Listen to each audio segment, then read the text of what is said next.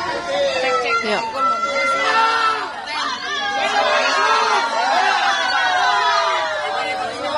Bang, boleh depan sini, Bang. Depan sini, Bang. Depan sini, Bang.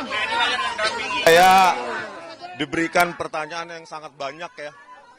97 pertanyaan dengan pasal-pasal 310, 311 berkaitan dengan pencemaran nama baik dan fitnah, dan 6 pasal berkaitan dengan ITE. Jadi ini memang pasalnya panjang, banyak sekali, melebihi pasal-pasal untuk bahkan untuk koruptor, ya kan? Saya tadi ditanyakan sejumlah pertanyaan yang berkaitan dengan metode-metode ilmiah yang saya kaji, tetapi ada sejumlah jawaban, sejumlah pertanyaan yang saya tidak berkenan untuk saya jawab, ya karena itu berkaitan nanti dengan hal-hal teknis, bagaimana saya mengkaji secara ilmiah apa yang saya teliti berkaitan dengan ijazah, lembar pengesahan Pak Joko Widodo yang kami dapatkan langsung dari UGM maupun dari ijazah yang diupload oleh saudara Dian Sandi, ya itu. Berarti hari ini dipanggil sebagai terundang, memenuhi undangan klarifikasi, ya. Belum terlapor. Klarifikasi tentang berkaitan dengan pelaporan oleh Pak Joko Widodo, ya, pada tanggal 30 April, ya, Pak. 30 April 2025. 97. Ya, naik ya. Tadinya 70, naik 97. 97 totalnya ya, pertanyaan. Banyak sekali. Iya. Iya. Mungkin bisa dirinci, Bang, itu terkait apa aja, Bang, pertanyaan-pertanyaan tersebut? Iya, terkait dengan akun X saya juga, ya, akun X @sianiparismon, dan akun diskusi saya dengan Pak Roy Suryo di Diskursus, ya, di Diskursus.net.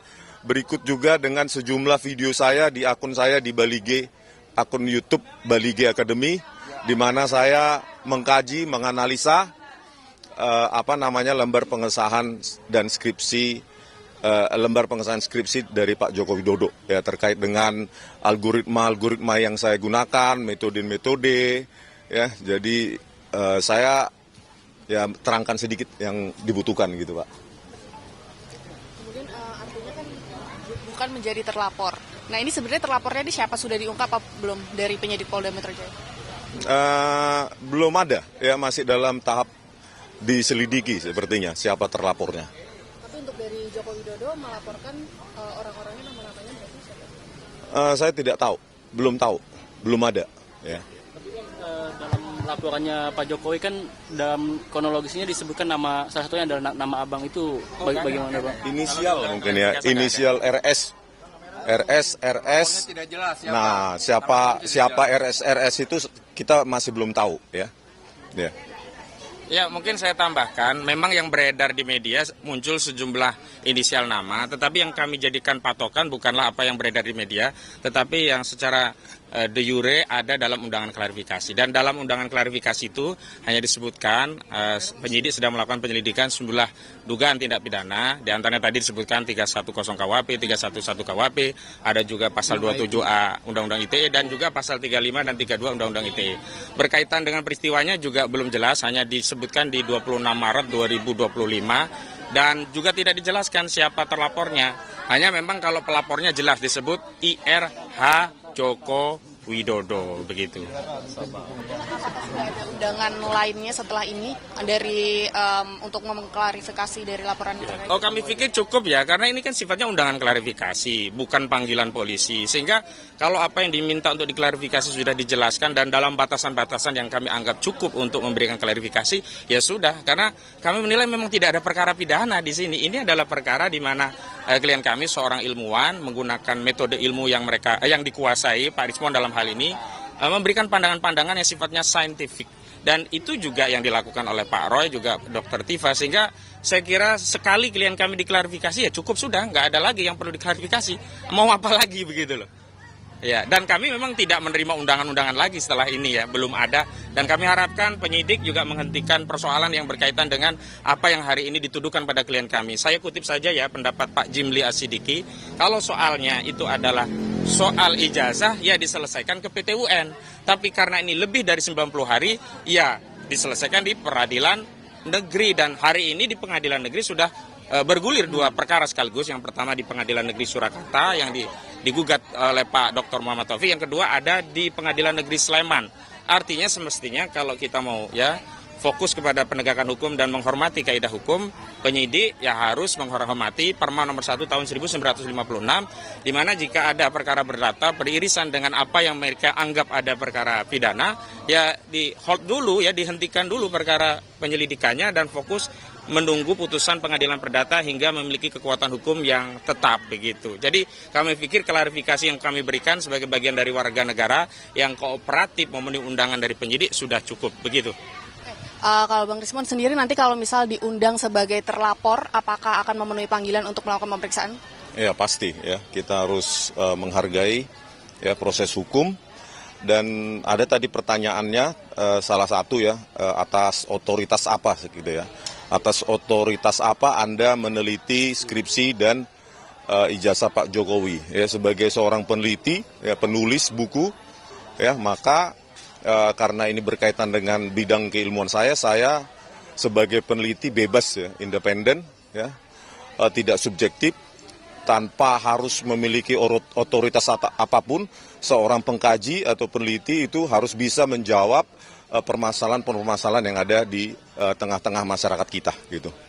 Ya. Oke, ada lagi, lain? Pak? Menyangkut tadi ada 97 pertanyaan, banyak yang tidak sesuai dengan Agak maju, Bang. Agak maju. Jadi sesuai dengan diminta untuk klarifikasi, dari 97 pertanyaan banyak yang di default tadi, jadi kita nggak jawab karena nggak ada hubungan dengan pemanggilan. Jadi keanehan gitu, klarifikasi tapi ditanya yang lain-lain yang tidak ada sesuai dengan sesuai undangan yang ada. Saya kira itu aja. Oke, saya tambahkan ya. Jadi seperti rekanku katakan tadi, bahwa pertanyaan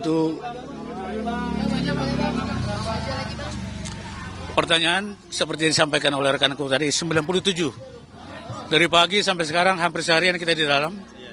Tugas kami selaku penasihat hukum hanya meluruskan hal-hal yang menurut kami janggal. Di antaranya cara menjawab dari klien kita Rismon seperti apa. Ya kita jawab secara hukum juga. Jadi tidak terlalu melantur kemana-mana gitu loh. Ya, contoh tadi yang kita soroti memang pasal yang kita dengar selama ini kan laporan dari pelapor, aduan dari pelapor itu pasal 310, 311. Tapi begitu kita cek tadi di dalam ada mengembang ke pasal 35, pasal 32, pasal 27A, itu yungto semua. Jadi sepertinya klien kami ini atau yang terhormat Rismon ini sudah dikepung oleh beberapa ayat yang menurut kami tidak seharusnya dilakukan seperti itu. Itulah hari ini nasihat kami terhadap penyidik juga, terhadap Rismon juga. Nah itu tugas kami hari ini. Selanjutnya ya kita tidak bisa berkomentar apa dulu. Kita tidak bisa praduga, apakah seperti tadi kan, apakah ada panggilan seharusnya? Ya kita tidak tahu. Hari ini jangan lupa klarifikasi. Jadi hanya klarifikasi. Ada pertanyaan kepada klien kita Rismon, ya diklarifikasi. Kalau nggak benar ya kita katakan tidak benar. Contoh kan awalnya kan video 28 April 26 itu. Itu tidak berhubungan dengan klien kami ini. Bahkan klien kami ini Rismon, Cipa dan Roy itu ada di Jogja. Nah, jadi kita kalau bersumber dari itu sebenarnya semua pertanyaan itu tidak perlu dijawab. Nah, itu kasarnya begitu. Tapi alangkah baiknya kooperatif sekali rekan kami atau klien kami Rismon hari ini. Sangat kooperatif. Menjawab apapun dijawab. 97 pertanyaan itu. Saya kira mungkin dari saya begitu ya. Ya, tambahan ya, kenaikan tadi dari 1797, kenapa sebagian tidak kami jawab, kami mengikuti prosedur KUHAP. Karena di dalam KUHAP, orang diperiksa itu hanya yang dia tahu, dia alami, dan dia dengar sendiri.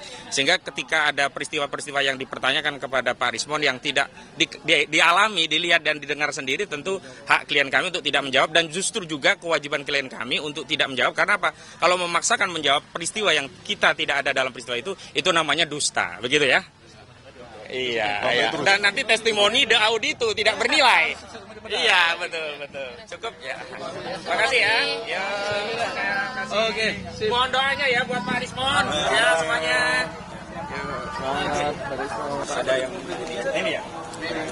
Oh iya ya. Ya, sampai. Oh, sama Pak Peter sih. Jujur.